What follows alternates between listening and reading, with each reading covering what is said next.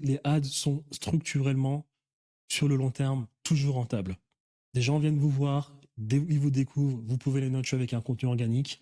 Avec les ads, des gens vous découvrent, vous pouvez directement raccourcir le funnel d'acquisition et avoir des clients. Intrinsèquement parlant, les ads ne sont jamais non rentables. On peut prendre l'exemple, par exemple, de l'agence immobilière qu'on voit beaucoup sur Netflix, les crêtes. Un exemple. Ces personnes, par exemple, peuvent faire une vidéo, peuvent faire une agence, peuvent faire, excusez-moi, une émission Netflix. Avec cette émission Netflix, il y a aussi beaucoup les artistes de musique qui sont du coup dans l'entertainment qui utilisent ce modèle de divertissement.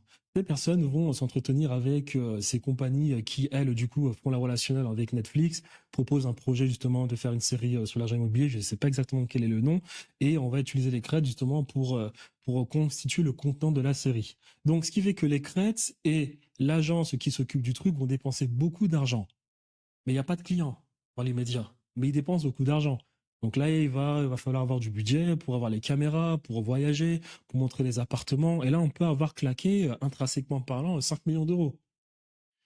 On n'est pas content dans les médias. Mais le truc, ensuite, c'est qu'il y a un impact derrière. Il y a un impact derrière parce que les gens, ensuite, vous connaissent, vous touchez le maximum de personnes. Et après, quelques mois plus tard, quand ça commence à exploser sur Netflix, parce que le problème, c'est qu'entre temps, il y a le montage à faire. Quand ça commence à exploser sur Netflix, bah ensuite, vous avez les mecs qui vendent des appartements à 5 millions d'euros grâce à un réel Instagram.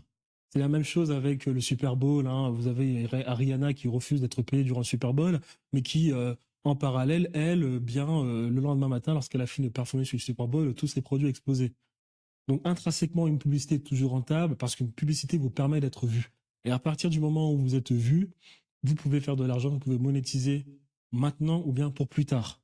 Intrinsèquement, la publicité, c'est toujours rentable. Si vous mettez ensuite en place les bonnes actions derrière, c'est toujours rentable.